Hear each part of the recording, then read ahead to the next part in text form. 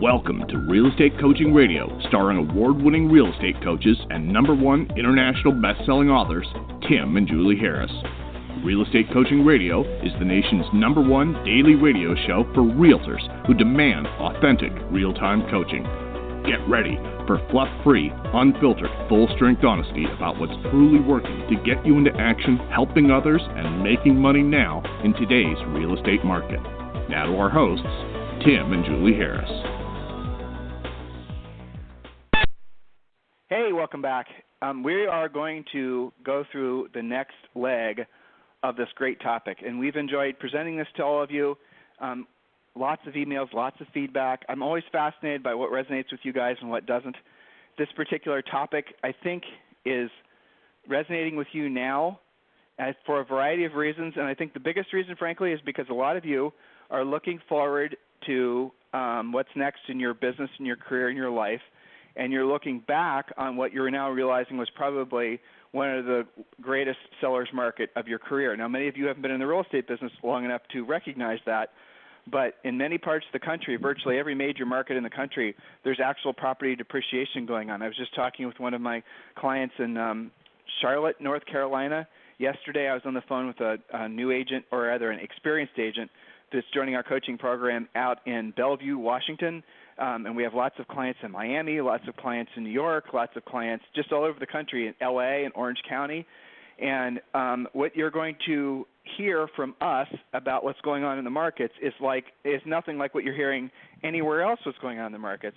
And I was just talking with my coaching client about this in North Carolina about, have you seen a single news report anywhere about price depreciation? And he hadn't, and neither have I. And it's shocking because here it is, guys. In Miami, there's price depreciation, big time, double digits, 15, 20, 30%. New York, same thing. New York's been in it for the longest period of time. Orange County, California. Okay, we're talking about Laguna Beach, Newport Beach, all these areas down there. Most expensive, ritzy depreciation. Now, coastal stuff is not so much, but the stuff that's a little bit further in, definite depreciation.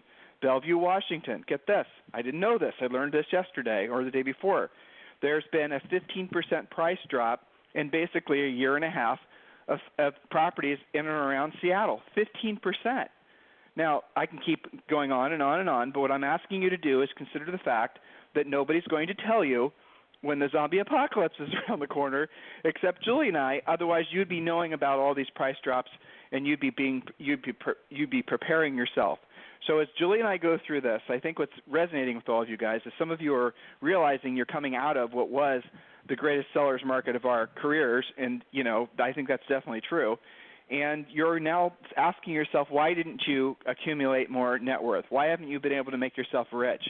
And here's where I am doing my best with Jules and everything we write, everything we produce, everything we syndicate for you guys. I'm trying to make it so that you understand that the cards for you to become rich are not just stacked against you. They're not even cards. It's something else. The probability of you becoming rich where your money works for you, you no longer work for yourself, it's so small. It's single-digit likelihood. Why? It's all the reasons that Julie and I have been sharing with you on this series that we're doing. It's all the things that you have just taken, have just assumed would have to be the way you are, the way you live, the environment in which you are living, the town you live, the taxes you're paying, the thoughts, all these things that you need to really, one by one, and we're doing this our best we can on the podcast with this series. I want you to go through those things, and I want you to think about what we're saying. And actually ask yourself, after you go through listening to the series that we're doing, and it's, again, the title of this podcast, and you can go back and listen to the first two shows, is 5 Proven Steps to Become Rich and Stay Rich. The first one and the second one, getting rich and staying rich, those are 2 separate disciplines, muscles you'll have to build. But the moral of the story is, I think what we're doing is we're shedding light on the fact that some of you had thought that the reason that you weren't rich or hadn't accumulated any net worth was something defective within yourselves. And I think a lot of you, based on your questions and some of the sort of informal coaching I've been doing on some of these calls, what you're now realizing is maybe it wasn't truly your fault. Maybe you did make the right moves. Maybe the cards, as I'd said before, the tsunami maybe was stacked against you. And in doing so, now realizing that, you can start making adjustments. And it's kind of shocking because it's kind of hurtful because you're realizing some of the sacred cows you had in your own life were actually working against your ability to be financially free. So if this sounds a little bit too obtuse and sounds a little bit odd, go back and listen to the first 2 shows on this very topic, and we're going to pick up on segment 3 today. So without any further delay, Julie, my love, welcome to today's podcast. Thank you. And it's always a pleasure.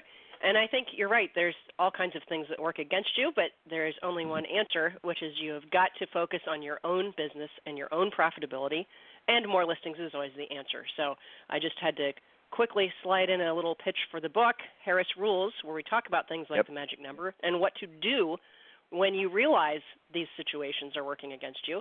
The answer is not to hole up, freak out, and wait for the market to change or something else to change.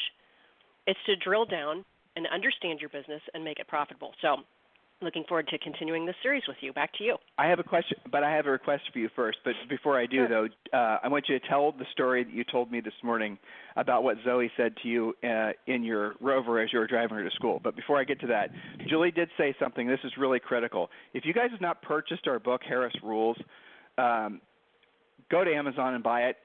In most Barnes & Nobles it's available. In most bookstores it's available. But the easy button is just to buy it on Amazon. You can have it like tomorrow. It's called Harris Rules. It really is the perfect A to Z solution for building a profitable real estate business.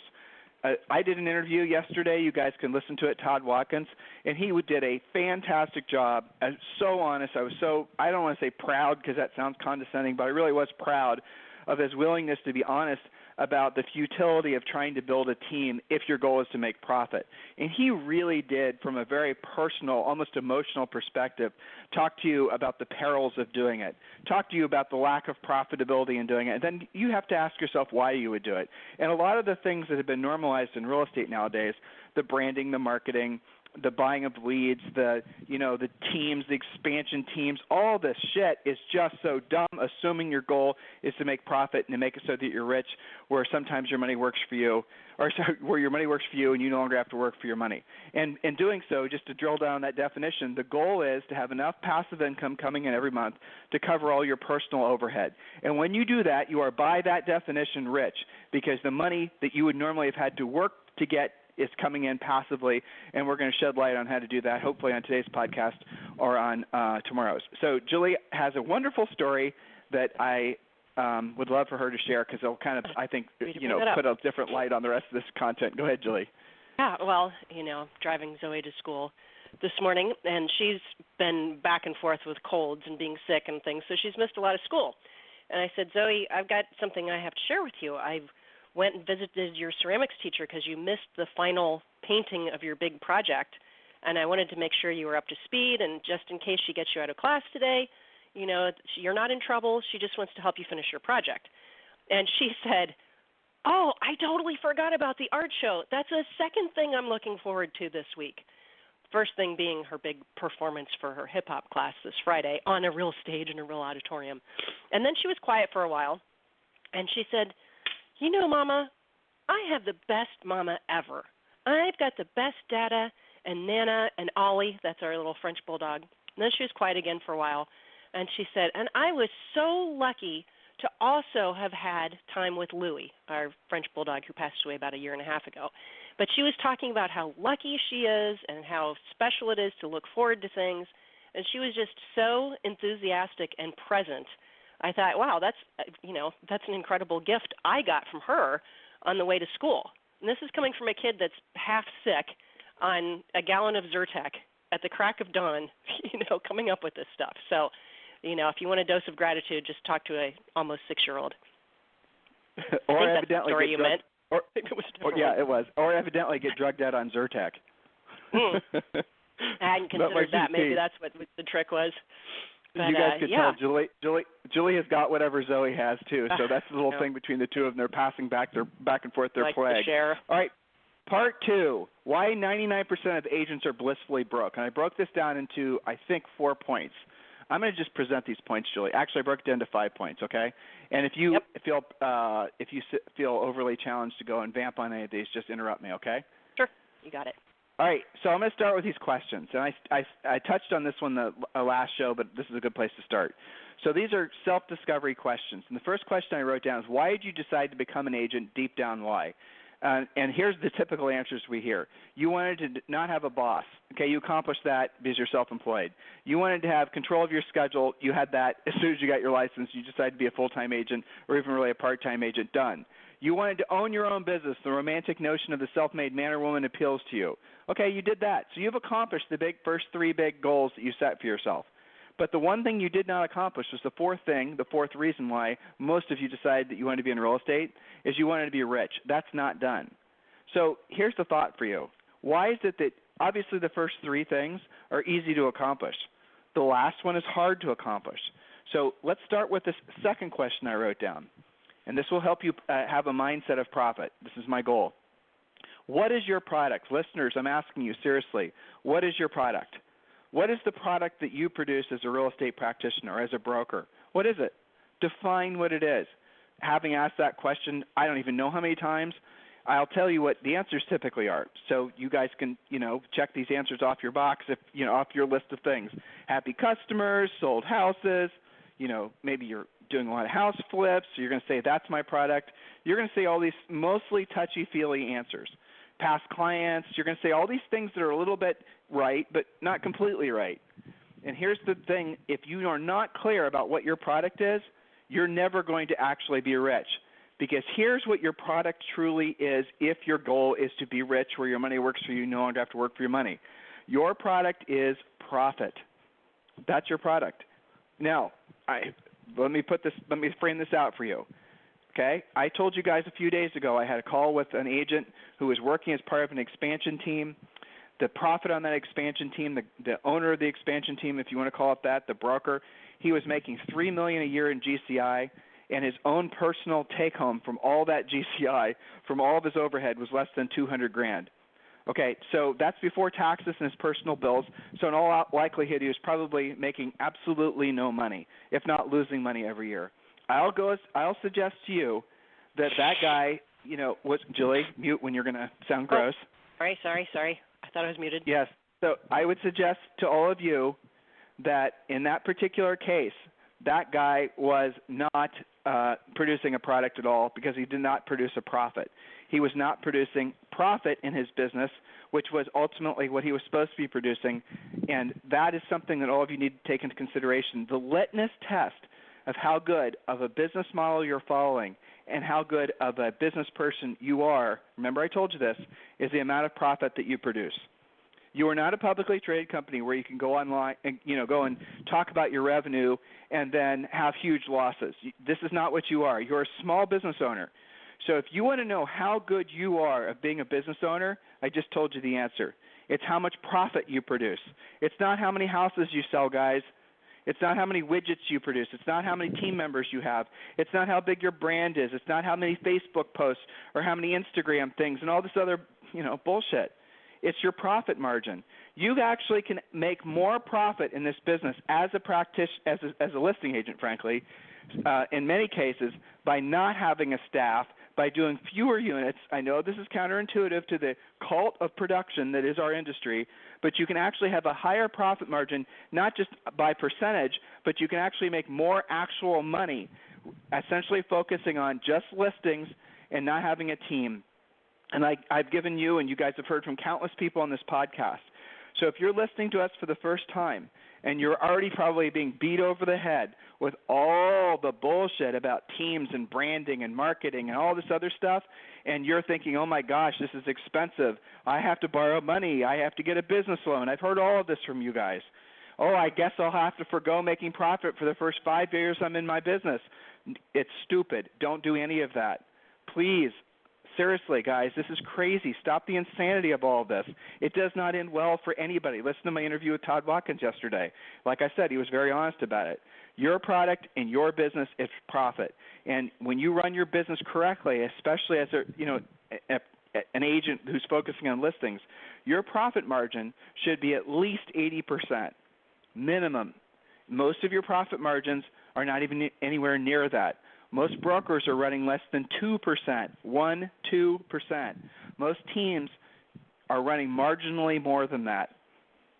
Okay? Is that the thing? Is that the business model you're after? Not if your goal is to make profit. Now, if your goal is to feel self-important, if your goal is to have a bunch of awards because you sold more houses than the next guy and all the rest of that, then yeah, follow that model. But if your goal, if your aim is to make it so that you're rich someday, your money works for you, you no longer have to work for your money, I beg you to choose wisely.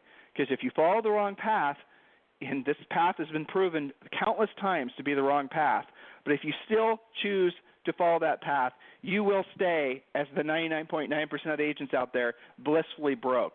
Okay, so be very clear about that. With your profit, once you produce your profit, with that profit, you then, and again, we're going to drill down on this, and we're also, I think it's in Chapter 11 of our book, Harris Rules. With that profit, you become debt-free. You buy investments to cover your personal overhead. Thus, you are no longer working for money, and your money is working for you. And I'll tell you something very fascinating. Most cases of when I've had coaching clients that have gotten to that point, it does not take but maybe 1 or 2 years. The first thing is the acceptance of the fact that they're wasting gobs of money on ego bullshit. The second thing is they realize that in some cases, in some of these brokerage models, or even some like the team thing is a bit of a cult right now. Social networking is a bit of a cult right now. There's a group think going on, and no one's actually stopping everyone and saying, why are we doing this? Are we just doing this just so we can show at the awards banquet and we can basically get an award for having sold 600 houses, even though at the end of the day, the person who sold 60 houses actually produced more net profit. They actually have more money than the person who has sold 600. Guys, that's what's happened. That's what's been allowed to happen. Wouldn't that be an interesting award ceremony, Tim, if the award was for profitability? Wouldn't that change the game? Yeah, that's hilarious. Well, yeah, but that would never happen in real. That would never happen. We should, shouldn't we? Well, that's what it gets down to. I was, as you were talking, sorry to interrupt you, I was thinking about the treasure map. I was thinking about Harris Rules. The parts of the book and the business plan that agents resist are always their required yearly income, understanding, how many times we get asked the difference between even gross and net, and how do you do a profit and loss statement? They resist that, and they can't get to that part you're talking about now. And the point of this podcast, in this series, is how to get rich and stay rich. You've got to really understand your current situation first. So if you're listening right now and you can't email or text me your profit and loss or what your actual gross versus net is, you've got some work to do. So that's what I was thinking of when you were talking about it. And people choose to avoid it because thinking about money gives them stress. Yeah, people choose.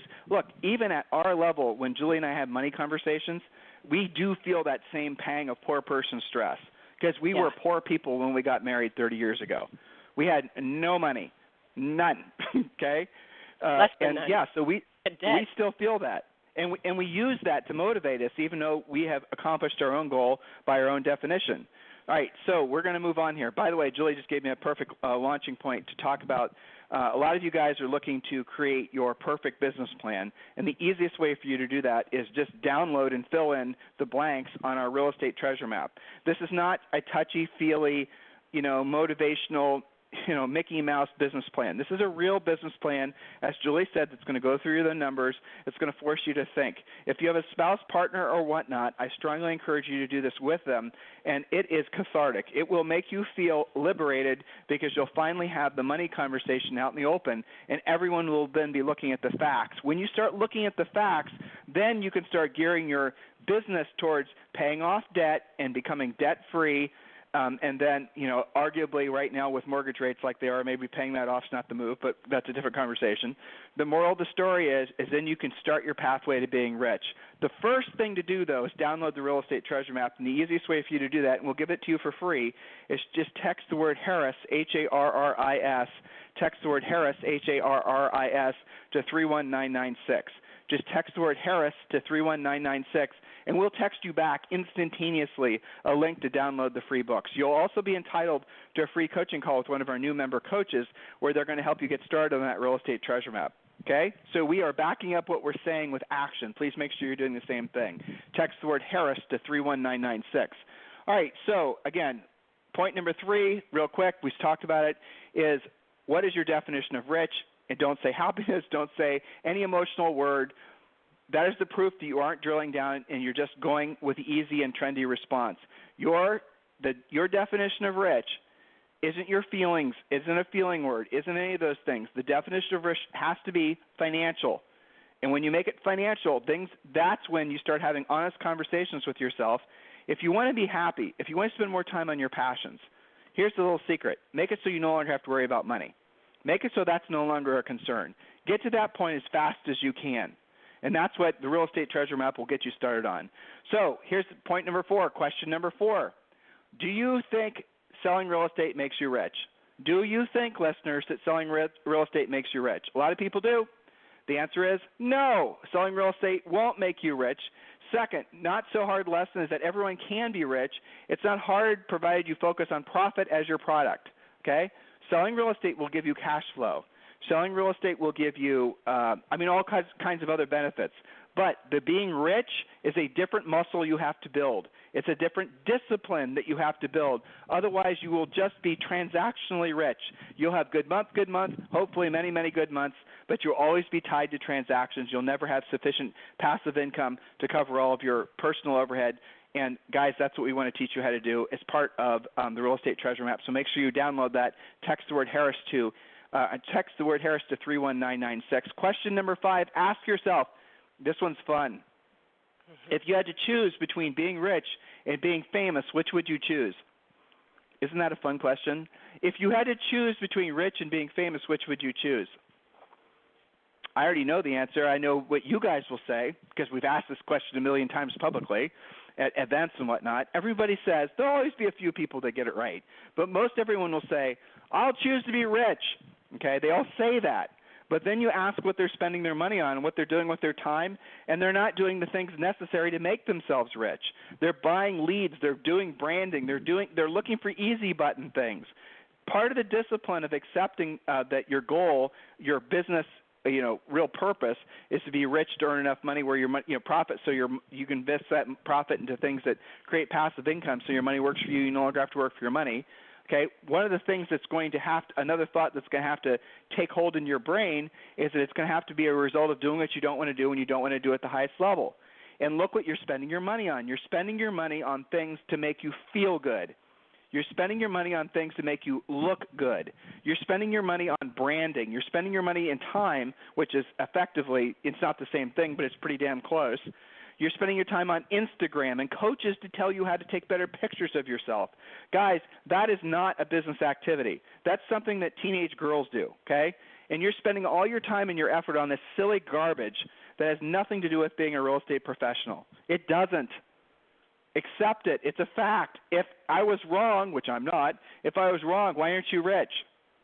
So the simple fact is you can choose to be you choose to be famous based on your real work activities. You choose. So actually, I'm remembering a great quote. It was Warren Buffett's partner that says this: "Don't try to make yourself famous. Make the work you do for others famous." So in other words, don't try to make yourself famous.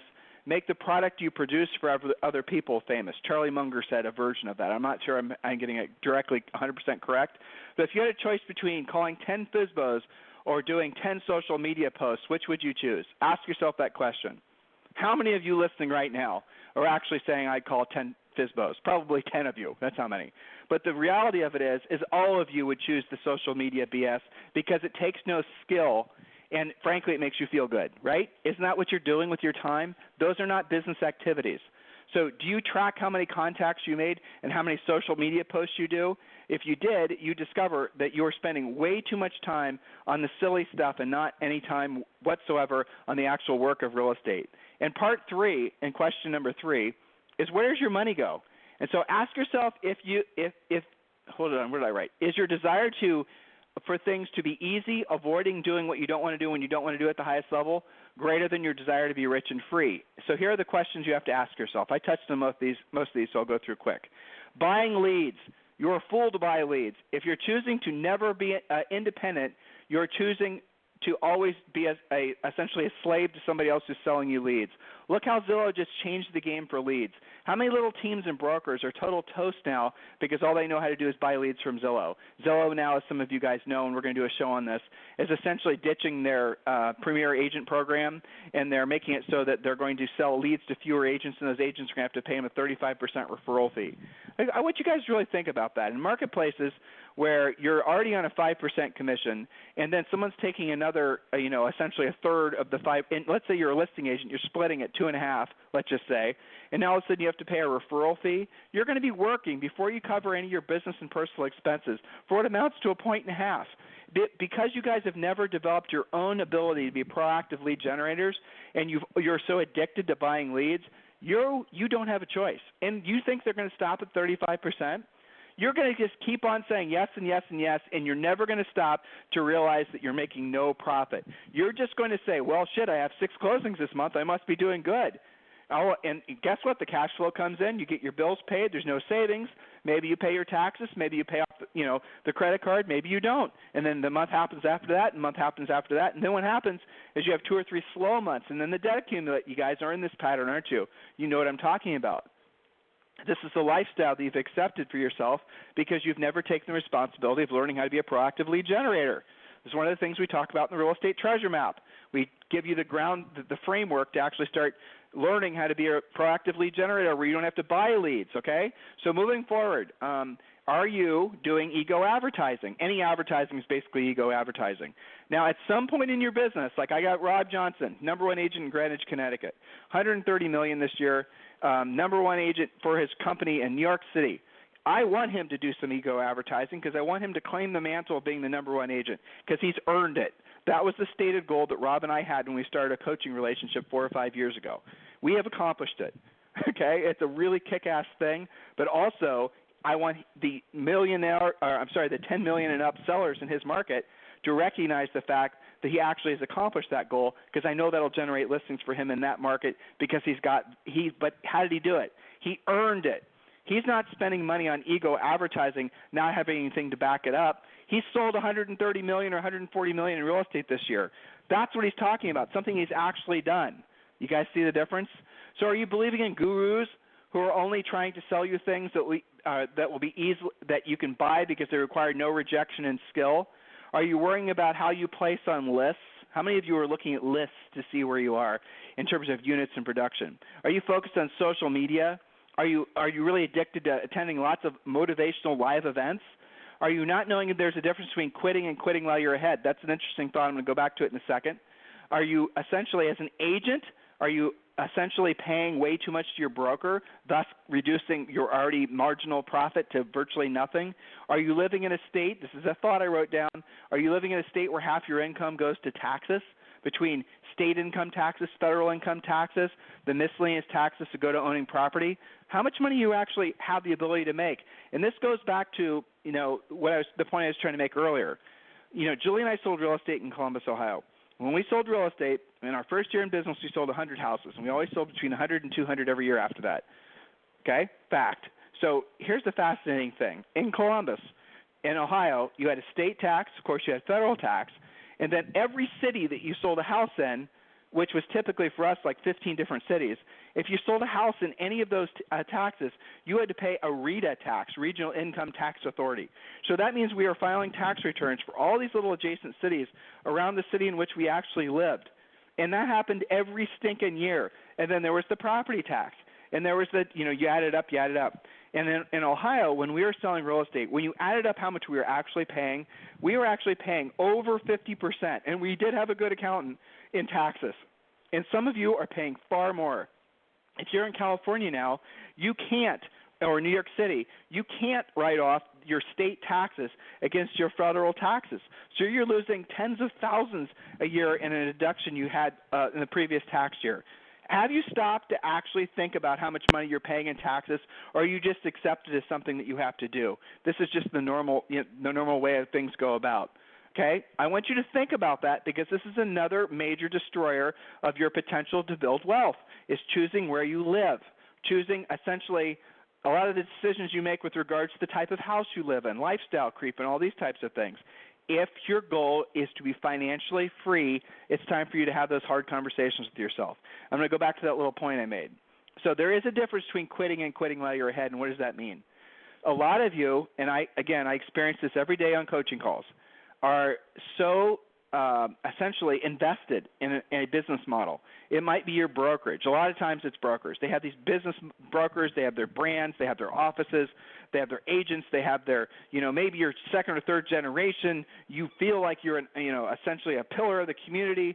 You've sponsored the Little League team every year. You take tremendous pride in essentially the idea that you own a business that's a real estate brokerage, right? But all the while, you're not making any money. Your brokerage with maybe 30, 40, 50, 100 agents, and this goes for teams too, by the way, your brokerage isn't making any money. And if you stop selling yourself, the brokerage would go out of business. That, so say you have 100 agents, there's only 15 that are keeping the lights on, that are actually producing anything. But also your errors and emissions insurance is going up. The commissions all these types of things are causing downward, essentially profit. And you don't know what to do. But you still struggle. You still think, well, what the hell else am I going to do?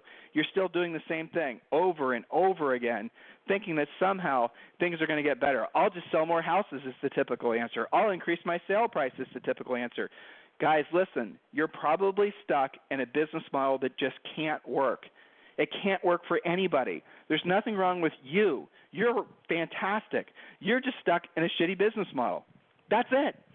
So there's a difference between quitting and quitting while you're ahead. The quitting while you're ahead part is quitting now before the economy in your market really takes a nosedive, or the housing market really slows down, or you have a palace revolt and some of your agents leave, and especially the top ones leave, and you're left without any real cash flow at all, and now you're really having to subsidize your own business. These are thoughts that you've been having for yourself, but you just don't know how to gracefully leave the business because you are so mired in your own thoughts about, oh my gosh, what will other people think of me? They'll think I was a failure. They'll think I did something wrong. They'll think these thoughts are the things that are going to keep you broke forever and make you miserable. So what I want you to do, if you're one of these agents or brokers that are stuck in this paradigm, I want to help you. I want you to text me, and let's have a free coaching call, right? Just you and me. But it has to be with someone who fits those parameters, because I need to help you guys realize that there's a difference between quitting and quitting while you're ahead, and there are ways for you to gracefully exit the situation you're in, the unprofitable business model that maybe 10 years ago or 20 years ago made sense, and it doesn't make sense now, and you want to figure out how to get rid of the business or how to essentially have the brand still, have the brokerage, be able to not let down maybe your third-generation broker. Your family has been on this, been in this business forever, and you don't want to feel like you're the one that let the generations down. I have a plan. I can tell you how to accomplish that goal. And at the same time, you can start basically building your own net worth for the first time probably ever. I want you to text me at 512-758-0206. Text me at 512-758-0206. All right, tomorrow we are going to talk about, tomorrow is the last part, and we're going to talk about wealth building core spokes. That's where we're going to start talking specifically about where do you invest your money.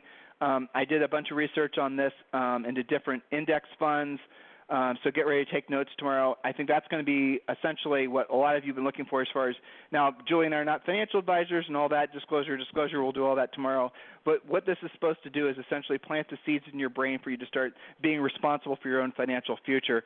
And when you realize that, after you complete your real estate treasure map, and Julie and I do our own once a year, by the way, when you do that experience and you look face-to-face with your numbers, you actually are allowing yourself to be introspective about maybe some of the thoughts, some of the things you've been doing, and now you're saying to yourself, you know what? That doesn't work. I look at the profit and loss on this postcard campaign or on this social networking campaign or on my team or whatever it is. I need to accept the fact that this is not making me any profit, and it probably will never make me any profit, and I need to stop doing it. And you need to be okay with that decision because that's being smart. And once you start making those decisions to cut the profit-killing things in your business, then what's going to happen is you're going to start feeling fantastic because you'll be on your way to building profit. And with that profit, you reinvest it in things that produce passive income so that one day you'll be rich, where your money works for you and you no longer have to work for your money. Ultimately, guys, isn't that the reason freedom, libertas, isn't that the reason you got into real estate in the first place? Isn't that what you truly want? You want to wake up in the morning, go to bed at night, knowing that you have enough money coming in to pay all your bills? How would you feel? Have you even allowed yourself the emotional experience of meditating with what it would feel like to have accomplished that? Have you thought about that? Have you even, I know you don't know anybody that's done it. Don't say that. Okay? But have you actually ruminated in the whole, idea of being rich? It's amazing. You need to do it. And you will be, some of you, who are so tightly wound because of your finances, when you just allow a tiny, tiny microsecond of that sense of freedom into your heart, you're going to feel unfreaking believable, and that is going to be the driving force in every decision you make going forward. That's what I hope all of you guys allow yourselves to experience, and you get out of these treadmills and you break free of these sort of cults of bad information about no profit, and you move forward, and you then spend more time with the things that matter to you. Your God. You spend more time with your family. You spend more time with things that are of interest to you, things that you thought would be of interest to you, but you've never had, quote unquote, the time to pursue them. It's time now, guys. That's what you need to do, because on the other side of that, you are going to feel free. Isn't that the reason you got into real estate? I think it is. So if you're one of these troubled brokers or own a team and you're looking for a graceful exit, you're looking for a way to start building maximum profit in your business, please just text me directly at 512-758-0206. In the meantime, you guys have a fantastic day. We'll talk to you on the show tomorrow. This program has been a presentation by Tim and Julie Harris, Real Estate Coaching. For more information on our real estate coaching and training programs, visit our website at timandjulieharris.com. Remember to tune in weekdays at noon for upcoming shows, and until next time, thank you for listening to